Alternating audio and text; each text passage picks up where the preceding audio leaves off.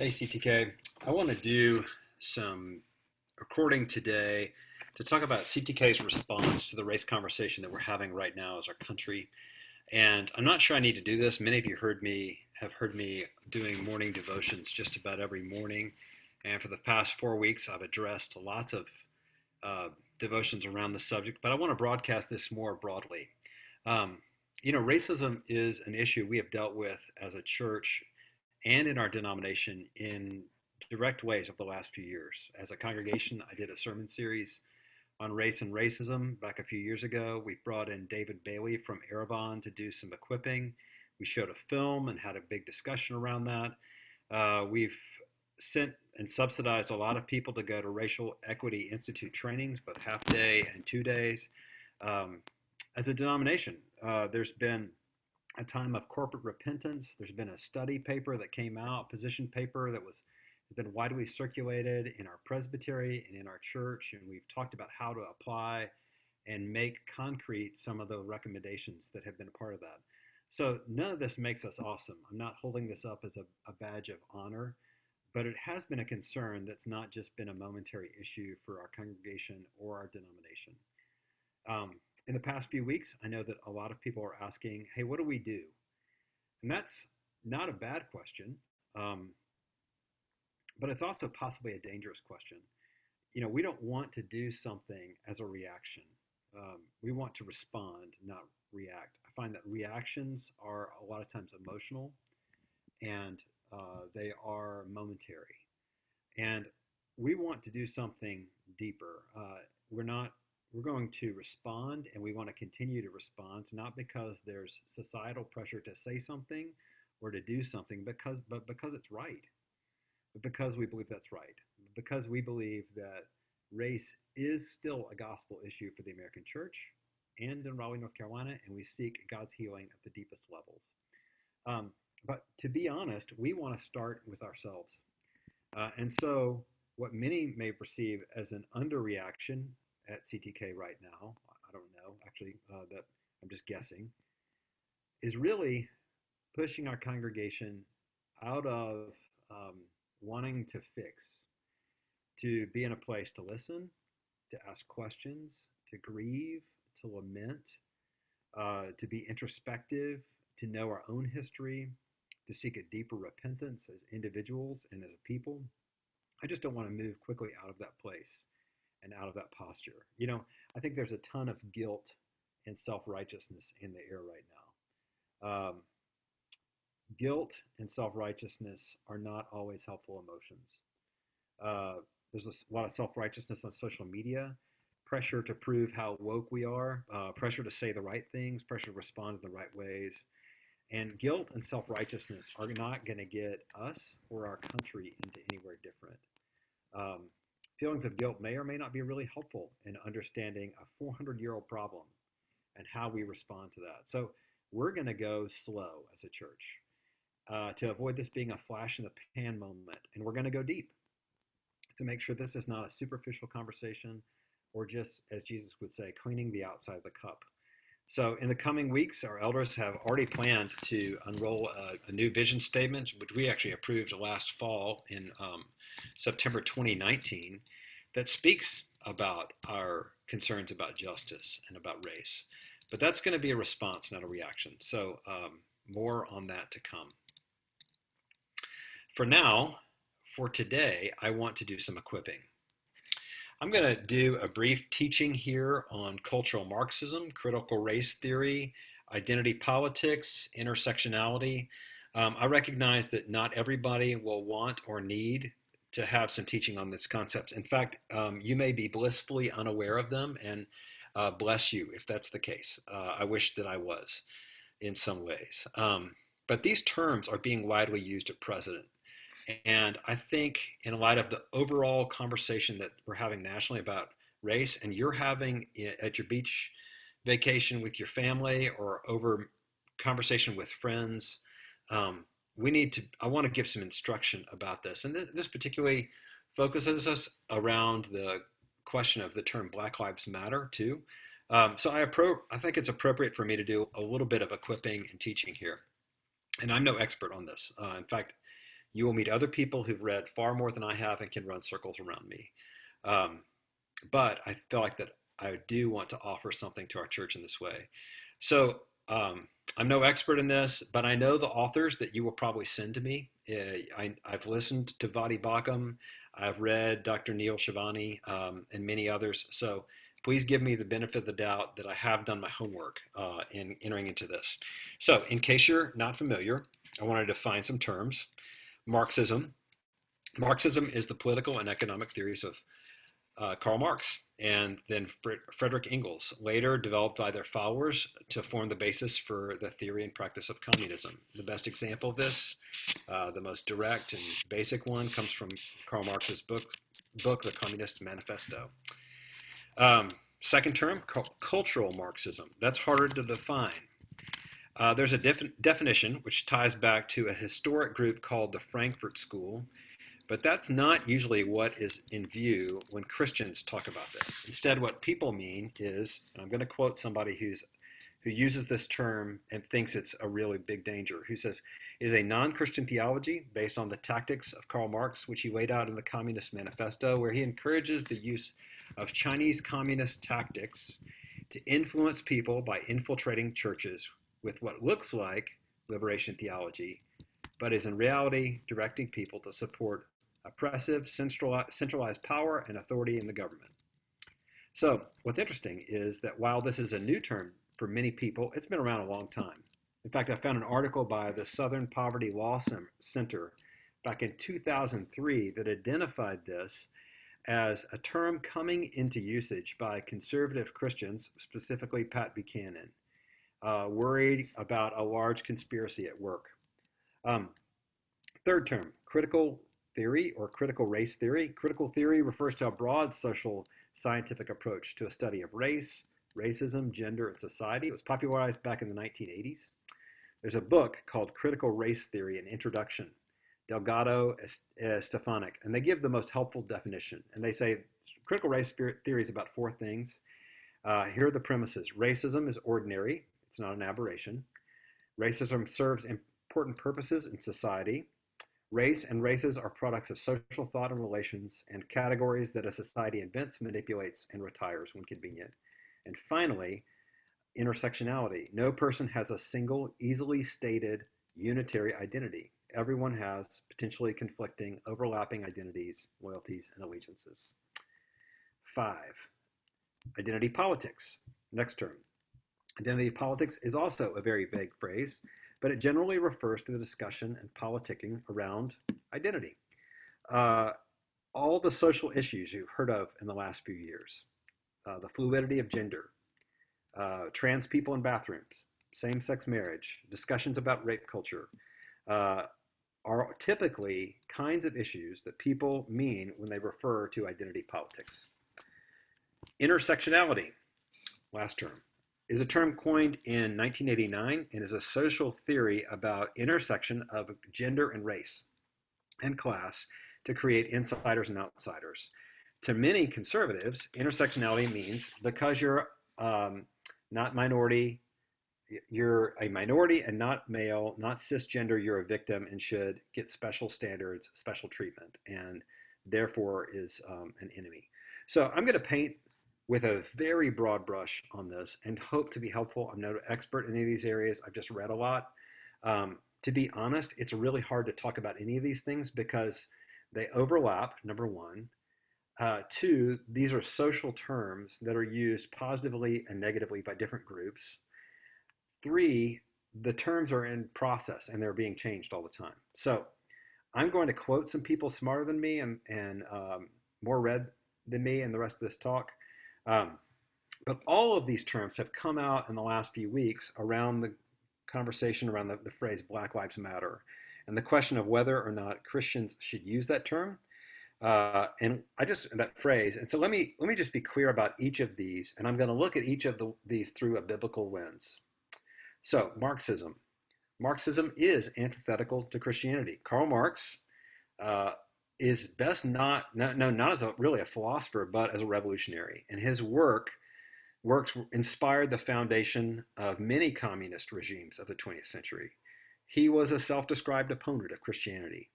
and viewed Christian faith as a tool for controlling other people. He looked at it primarily in terms of power, and he was not a friend to Christianity. Cultural Marxism is a term, as I said, used by many who see the same Marxist agenda at work in our society today, a concerted effort against traditional Judeo-Christian morality that's being orchestrated in the American populace and is behind politics and media and social movements, and it's infiltrating the church. Probably one of the best articles about this is from a man named Andrew Lin in the Hedgehog Review. And here's what he says. According to conservative journalist and blogger Andrew Sullivan, today's cultural Marxists are deeply invested in toppling power structures of patriarchy and white privilege. They do so, according to this version of history, by following the Frankfurt School thinkers and transposing the oppressor conflict between the proletariat and the bourgeoisie into the cultural realm, assigning oppressed status to various non-privileged identity groups. So what's the result? A victimhood culture follows, according to this way of thinking. Now, there are definitely ways that Marxist thinking is alive and well in our world today, even though the Marxist political theory has been shown to be bankrupt and many of the communist regimes have toppled. But here's the thing. Is all Marxist thought therefore anti-Christian? By common grace, there are some ways where they overlap, where actually Marxist thought steals cookies from Christianity's cookie jar. And here's what I mean. I'm going to borrow some words here from Kelly Hamron, a professor at Liberty University. She says this: Marx was not wrong about absolutely everything. Here are two statements which I, as a Christian scholar, actually agree with Marx, while vehemently rejecting his philosophy as a whole. First, power does exist. Sometimes people use it to oppress others. She says, reading the Old Testament will make these truths abundantly clear. Think about Nebuchadnezzar and Pharaoh, and everyday experience makes these truths abundantly clear. Just ask anyone whose boss fired him or her for no good reason. Even Marx's cited evidence for the above truths was legitimate. During the Industrial Revolution, factory workers had very few legal protections, worked long hours overtime in unsafe conditions, and received few benefits and pay. There is oppression. Second, oppressed people suffer, and their suffering is often unjust. She says, I actually believe that as a Christian. I have a much better foundation for supporting the above statement than even Marx does. If people are merely cogs in the wheel of history, like Marx says, it's hard to explain why anyone should care if they suffer. But because I believe people are made in God's image, the God whom I worship warned his followers repeatedly not to oppress the poor and the widows and the foreigners.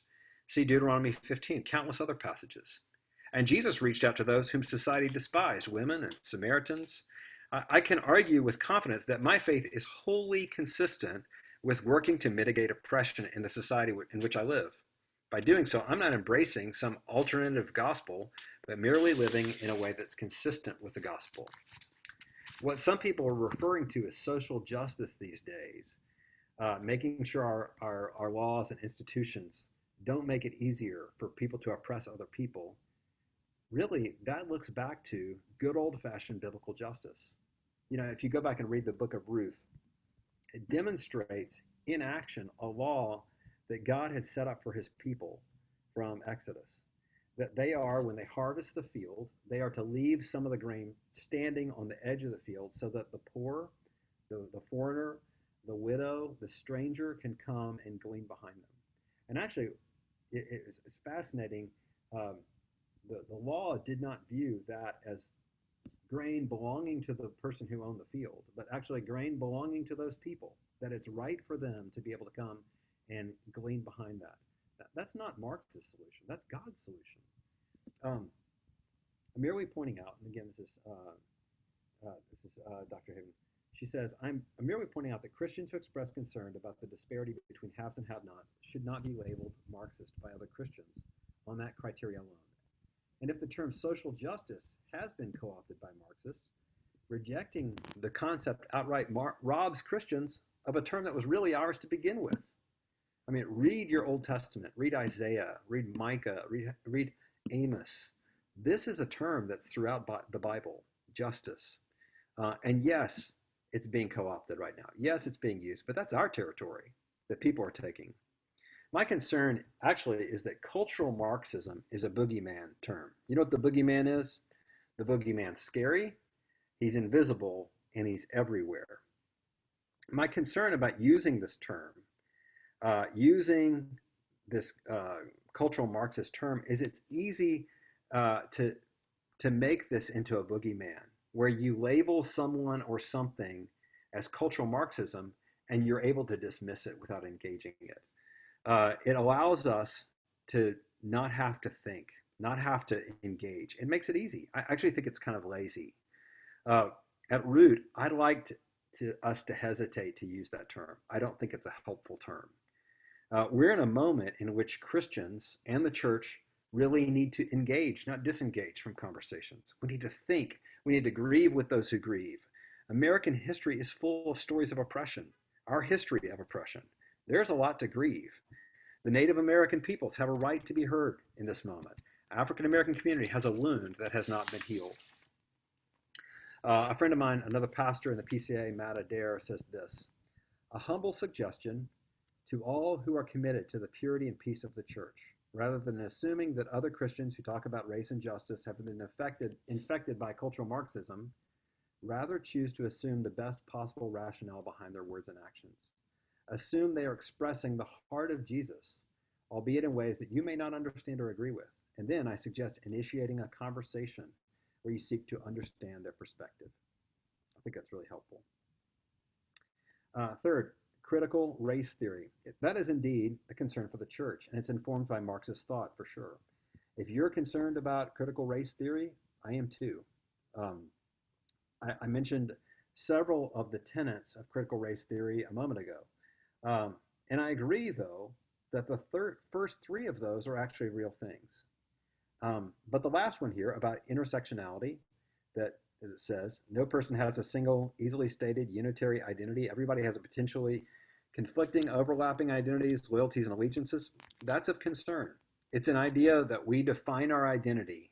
We define our genders. We make ourselves. And that's actually a lie that we go back to Genesis 2 and 3 and see unmasked at the beginning of the Bible. But our church and our denomination have been clear with the problems around identity politics and intersectionality. I just don't think we're in danger here of some kind of slippery slope. I've taught on gender and sexuality, and that we use the identity markers given to us by God. We're not buying into identity politics and intersectionality.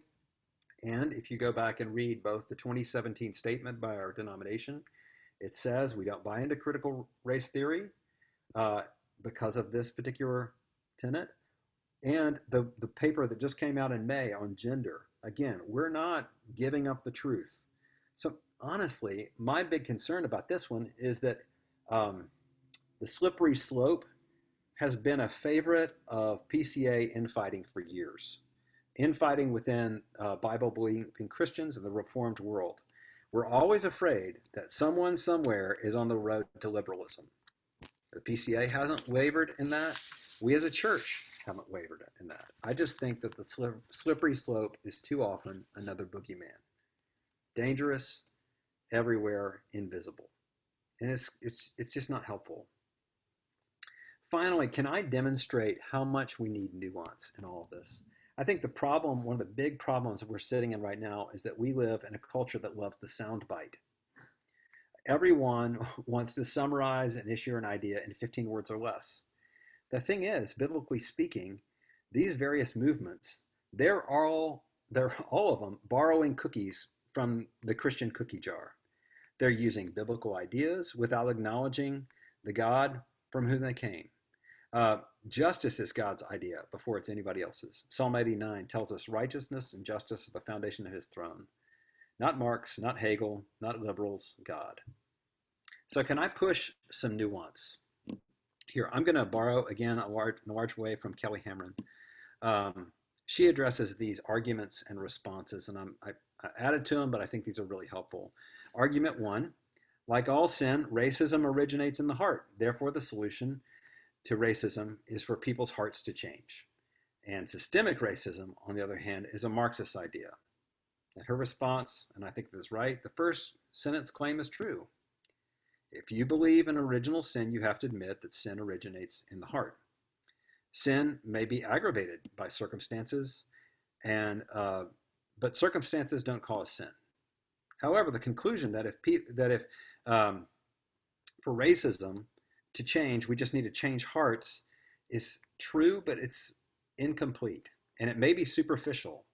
If people are born in sin and people build a society, that society will be structured in ways around sin, in a way that sin dominates the hearts of those who are in charge. So this is why, and I believe this is an important distinction, that it's possible to recognize that, like, yes, there are many individual police officers who may not be racist, and still believe that changes are needed in police departments to take place to discourage injustice.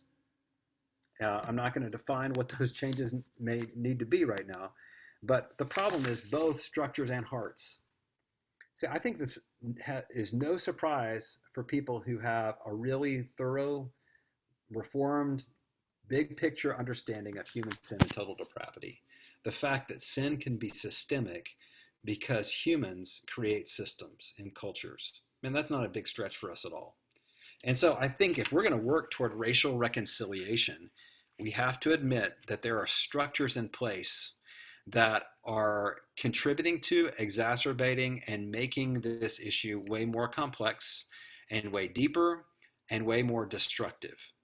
And although nobody means to, there's lots more liability even when there may not be culpability.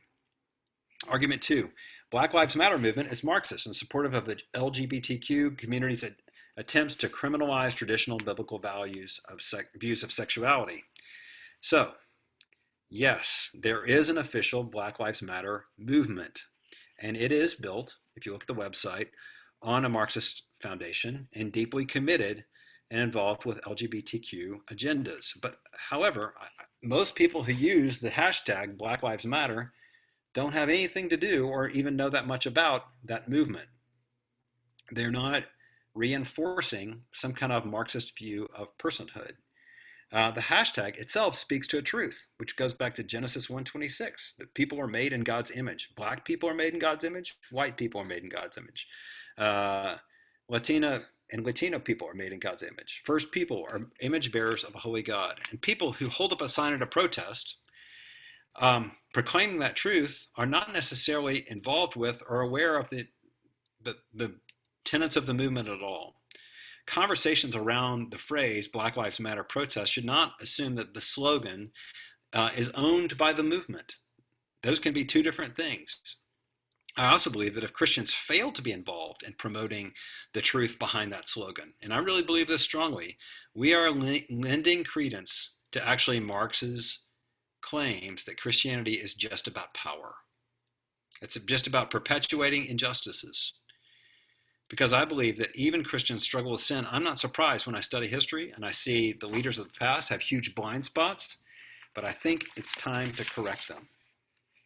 Argument number 3, the concept of white privilege is unjust because it blames white people today for atrocities such as slavery or segregation that were set up generations ago and that they had no hand in creating. It also suggests that white people today should feel guilty for racism, even if they are not racists themselves. I understand people do use the term white privilege that way. And I think actually a better term for us to use is white advantage. The term is helpful in describing a real phenomenon, that one that I see all the time, that works for me as a white male who's a father of 6 white males in this culture, in this country. Things work better for me and for my sons. I don't feel guilty for being born a white man. God made me who I am. He created me. He delights in me. However, I recognize that there are institutions and there are systems that just work better for me, and that's actually wrong.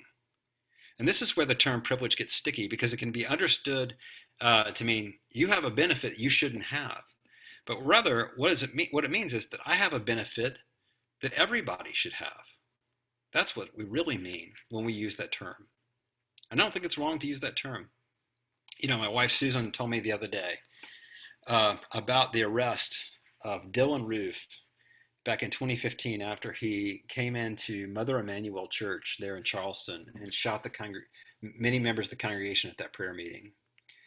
And so he's been arrested by the police. He's in the back of a police car being taken in, and they find out he hasn't had anything to eat. And so the police officer takes Dylan Roof to Burger King and gets him some food. I would hope that that would be the treatment that everybody would receive. Clearly, Breonna Taylor and George Floyd were not given anything like that. And I know this is anecdotal, but this is the idea that everybody should get the same benefits: the benefit of the doubt, the benefit of being presumed innocent. I have hope, CTK, that we can thoughtfully and biblically engage in this conversation. I have hope that maybe this moment isn't just a flash in the pan, but something real. I have hope that maybe your conversations with family and friends this summer will make a difference. I really do. Let's keep praying and reading and listening and asking questions and going back to our Bible and then out in love for our neighbor. Enough of my teaching on this. Thanks for listening and tuning in. Have a great day.